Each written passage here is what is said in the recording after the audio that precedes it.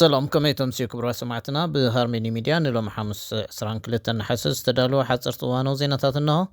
بقند نقطاتهم كم فيلم عصرتو شوعة شودنا بركز زبالو مس قونت بززامو دقبنات اب دنمارك اب تحت قيد مئتهم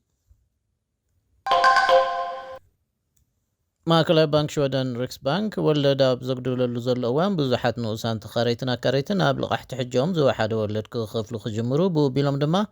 ክፍሊት ክራይ ክጎድል ድዩ ዝብል ሕቶታት የለዓሉ ምህላዎም ሩስያ ብ2022 ኣብ ልዕሊ ዩክሬን ሙሉእ ወራር ድሕሪ ምፍጻማ ኣብ ሰራዊት ሽወደን ክኽተቡ ካብ ዘመልከቱ እቶም ሓደ ሲሶ ካብ ውዕሎም ምስሓቦም كمون إسرائيل بمأخلك عزا بزفتصمت متكعتي شدشت قلعو دقون بعلت بيتون كمستقتلو حاد نرس غازان بي بي سي محبارون كالوتن زيناتات حيزنا لكم كريمنا لنا نمكتا لكم ان عدمنا حج بغطتا نابزر زراتهم عصرتو شوعة شودناين بركز بولو مسقونت بززامدو قبنات تطرطيروم ما بدنمارك بتحت قيد متهم تقليتهم حالو كاباتهم منسياتهم ቶም ሾደናን ናብ ጎረቤት ሃገር ደንማርክ ተጓዒዞም ኣብ ዝተፈላለየ ኣብቲ ሃገር ዝነጥፋ ጎነፃውን ጉጅለታት ተጠርኒፎን ገበን ክፍፅሙ ምፅንሖም እዩ ዝግለጽ ዘሎ ዝጎነፃዊ ምንቅስቓስ ካብ ወቕቲ ጽድያት ሒዙ ዝቕፅል ዘሎ እዩ ክትብል መደብ ፒ3 ክሬም ሬድዮ ሾደን ጸብጺባላ ካብ ሾደን ዝመፁ መንስያት ገበን ንምፍጻም ናብ ደንማርክ ክምልመሉ ምፅንሖም ሕጂና ንሰምዕ ዘለና ምዞም ጉጅለታት ቦምባ ኢድ ምፍንጃርን ናብ ሰብ ምትኳሱን ዝኣመሰሉ ጎነፅ ክስልጥኑ ጸኒሖም ኣለዉ ይብል ምክትል ሓለፈ ሃገራዊ ኣሃዱ ፍሉይ ገበናት ፖሊስ ደንማርክ ቶበርግ ግራንት ስቫረር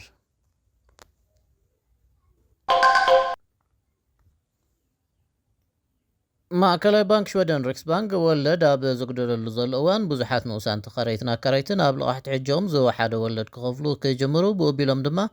ክፍሊት ክራይ ክጎድል ድዩ ዝብል ሕቶ ከልዕሉ ይኽእሉ እዮም ተባሂሉ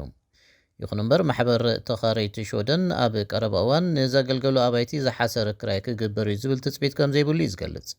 ግደ ሓቂ ዋጋ እዞም ኣባይቲ ክኸብር ይኽእል እዩ ክብል ትንተንኡ ሂበሎ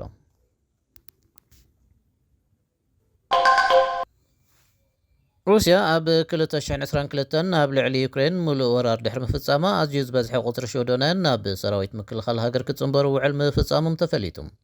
تخون ግና ካብቲ ወራር ተፈጸመሉ ነድሓር ብዙሓት መመልከቲኦም ክስሕቡ ተራዮም ኣለዉ እንታይ ውዕል ምፍጻሞም ግቡእ ምርዳእ ዘለዎም ኣይመስሉን እዮም ትብል ኣብ ስካራቦሪ ኣብ ዝርከብ ሓልዋ ውሽጢ ሃገር ኣተሓባሪት መልመላ ሰራዊት ዮሃና ኒማል ዝናኾነ ኩሎም ኣባላት ቦርድ ሰልፍ ዴሞክራት ናሽወደን ኣብ ሶልቭስበሪ ካብ ስልጣኖም ከም ዝለቐቑ ተገሊጹ መራሒ ሰልፍ ዴሞክራትስ ኣብ ሶልቭስበሪ ሉዊስ ኤሪክሰን ቀንዲ ደረኽ ምኽንያት ናይቲ ክስተት ውፅኢት ናይቲ ቅድሚ ዝመፅእ ሰነ ዝካየድ ምርጫ ሕብረት ኤውሮጳ ዝተኻየደ ድኹም ውሽጣዊ ጎስጓስ ምዃኑ ትዛረብ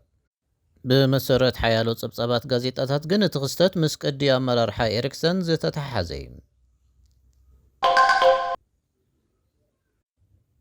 ኣልኮላዊ መስተ ኣብ ልዕሊ ስርዓተ ህዝባዊ ክንክን ጥዕና ፊንላንድ ዘለዎ ፋይናንሳዊ ጾር ካብቲ ዝተገመቶ ኣዝዩ ዝለዓለ ምዃኑ ኣብ ቀረባ እዋን ዝተገብረ መጽናዕቲ ሓቢሩ ዓመታዊ ወጻኢታት ክሳብ 1.1 ቢልዮን ዩሮ ክበጽሕ ከም ዝኽእል እዚ መጽናዕቲ መልኪቱሎም ዛሃዛት ካብቲ ብትካል ምክልኻል ዕፀ ፋርስ EHYT ዝተኣዘዘ ጸብጻብ FCG ፊኒሽ ኮንሳልቲንግ ግሩፕ ዝተረኽበ እዩ ጸብጻብ ኣልኮላዊ መስተ ኣብ ወጻኢታት ክንክን ጥዕና ዘለዎ ጽልዋ ትሒቱ ተገሚቱ ምጽንሑ ኣጉሊሑሎም ምስ ኣልኮላዊ መስተ ዝተኣሳሰረ ወጻኢታት ክንክን ጥዕና ኣብ ዓመት ካብ 648 ሚልዮን ዩሮ ክሳብ 1.14 ቢልዮን ዩሮ ዝበጽሕ እዩ ነዚ ኣብ ግምት ምእተው ኣብ 2020 ኣብ መባእታዊ ክንክን ጥዕና ንዝግበር ክንክን ሕሙማት ዝውዕል ጠቕላላ ወጻኢታት 789 ሚልዮን ዩሮ እዩ ነይሩ ኣልኮላዊ መስተ ምውሳድ ንልዕሊ 200 ሕማማት ኣበርክቶ ከም ዝገብርን ኣብ ሆስፒታል ምእላይ ዘሎ ተኽእሎታት ከም ዘዕብዮን ዝፍለጥ እዩ በዚ ድማ ኣብ ስርዓተ ክንክን ህዝባዊ ጥዕናን ፋይናንሳዊ ምርግጋእ ዞባታት ድሕነትን ዘሕድሮ ጸቕጢ ይውስኽ ኣሎ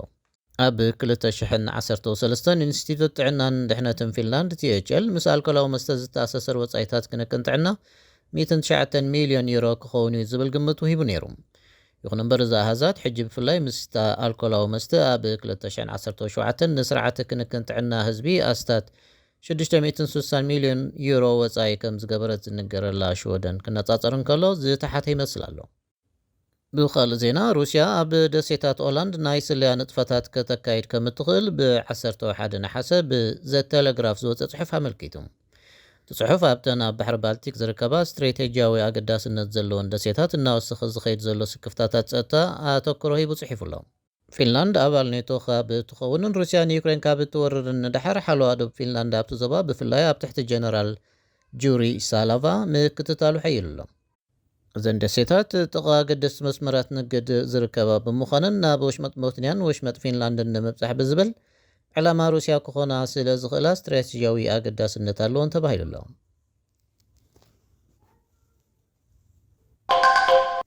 ምስ ሃርሜኒ ሚድያ ከም ዘለኹም ክብራት ሰማዕትና ኣብ መወዳእታ እስራኤል ኣብ ማእኸላይ ቃዛ ብዝፈጸመቶ መጥቃዕቲ 6 ህፃናት ደቁን በዓልቲ ቤቱን ከም ዝተቐትሉ ሓደ ነርሲ ቃዛ ንቢቢሲ ሓቢሩ።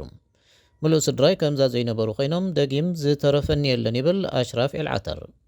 እዚ ኣብ ኤውሮጳዊ ሆስፒታል ቃዛ ዝሰርሕ ነርስ ኣብ ዴር ኣልባላህ ዝርከብ ቤቱ ሰንበት ንጎ ከም ዝተደብደበ ይዛረብ። እስራኤል ብዛዕባ ዝፍሉይ መጥቃዕቲ ዛጊት ዝኾነ ዝበለቶ ነገር የለን። እንተኾነ ግና ሓይልታት ኣብታ ከተማ ይንቀሳቐሱ ከም ዝነበሩ ገሊጻ ኣላ። ንኣባላት ዕጡቓት ጉጅለታት ጥራይ ዕላማ ምግባራ ድማ እያ ትገልጽ። በቲ መጥቃዕቲ ዝተቐትሉ በዓልቲ ቤት ኣልዓታር ሃላ ካታብ ወዲ 15 ዓመት ወዶም ዓመታት ዝመልአት ጓሎም ከምኡውን 4 ደቂ 10 ዓመት መናቱ ደቀሙን እዮም። እቲ ነርስ ንፖድካስት ቢቢሲ ዓረብኛ ቃዛ ቱዴይ ኣብ ዝሃቦ መግለጺ ኣብታ መጥቃዕቲ ዝተፈጸመላ ንግሆ ከባቢ ሰዓት 6 ኣብ ስራሕ እንከሎ ድምፂ ኣላርሙ ሰሚዑ ሃልዋቱ ምጥፉ ናብ ቤቱ ምስ ከደኸ ኩሉ ዓንዩ ከም ዝጸንሖን ይዛረብ። ኩሉ ደጋዊ መናድቕ ናይቲ ዝነብረሉ ኣፓርታማ በቲ ደብዳብ ፈሪስ እዩ። ብኸቢድ ሓዘን ስም ደቀይን በዓልቲ ቤተይን ጸዊዐ ኦሮማይ ድማ ይብል። 4 ማናቱ ሓዊሱ 6 ደቀይን በዓልቲ ቤተይን በቲ መጥቃዕቲ ብቕጽበት እዮም ተቐቲሎም ዝበለት ነርስ ቅድሚኡ ኣብ ዝነበረት ምሸት እዛ ስድራ ቤት ካብቲ ኣጨናቒ ውንነት ኩናትን ደብዳብን ንምህዳም ተኸታታሊ ፊልም ትርኢ ምንባራ ሓቢሩ። ኣደ ኤልዓታር ከምኡውን ኣደ ዓባይ 6 ደቁ ቤቶም ዝተደብድበሉ ምኽንያት ከም ዘይበርሃለ እያ ትዛረብ። ወደይ ኣብ ሆስፒታል ከም ነርሱ ኮይኑ ይሰርሕ፣ ኣብኡ ድማ ንሕሙማት ኣብ ምሕጋዝ ተደፊኡ እዩ ዝውዕል። ምስ ዝኾነ ትካላት ከዓ ርክብ የብልናን ትብል። እዞም ሰብ ሓዳር ደቆም ብፍላይ ድማ ነተን 4 ማናቱ ኣብ ምዕባይ ከቢድ ብዶ ከም ዘሕለፉ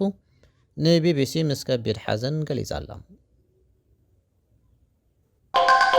እምበር ክቡራት ሰማዕትና ሎም ዝበልናዮም ዜናታት እዞም ክሳብ ሕጂ ክትከታተልዎም ፀናሕኩም እዮም። ምሳና ብምጽናሕኩም ኣዚና እናመስገና በዚ ንሰናበተኩም ሰላም።